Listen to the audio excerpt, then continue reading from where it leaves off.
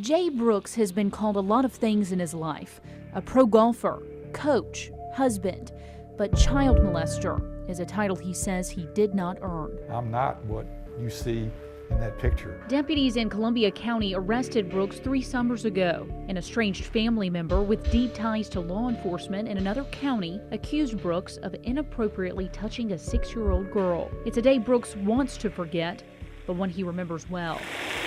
He returned home from seeing a doctor at 2:55 that afternoon. He says pain and dizziness from a head injury he experienced on the job had been getting worse. My head felt like somebody was taking a hammer and beating me, and I also felt like the back of my left eyeball felt like there was somebody with a pick just hitting my back of my eyeball. I mean, I was just in horrific pain. And taking a lot of pain medication. I had hydrocodone, Percocet, I was taking Aleve, I was taking muscle relaxers called Scalaxin.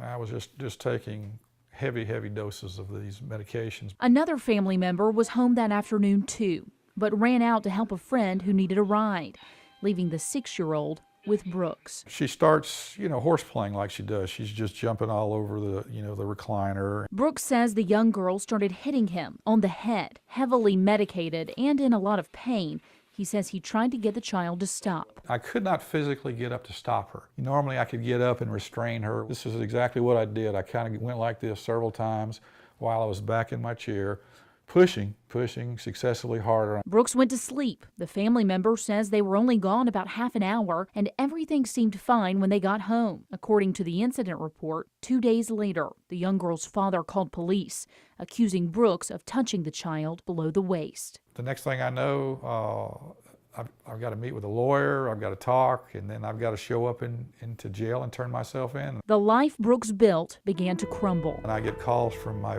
boss that I'm fired. He lost all 4 of his jobs. I had death threats every day on my cell phone, on my house phone. With no income, he says he drained his savings and retirement accounts to pay his bills, including more than $20,000 in attorney fees. I had hundreds of friends, I had hundreds of acquaintances.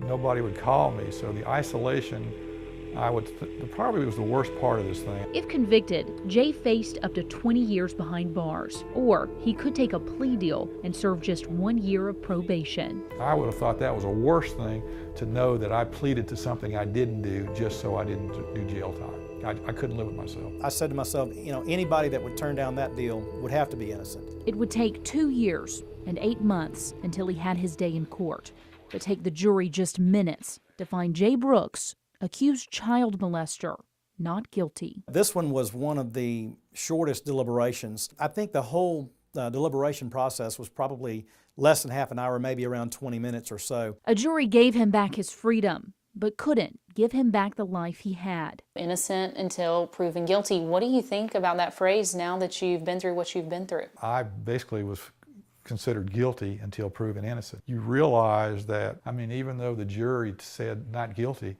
if anybody Googles my name, they're going to see my mugshot. They're going to see that I was accused of that. These days, Brooks says he's just trying to make ends meet, make a life, by giving golf lessons part-time. I've gone through a lot of savings. I'm not going to make the kind of money I used to make. Am I going to wind up homeless? You just never realize an accusation, even though it's unfounded, can definitely affect your life unbelievably.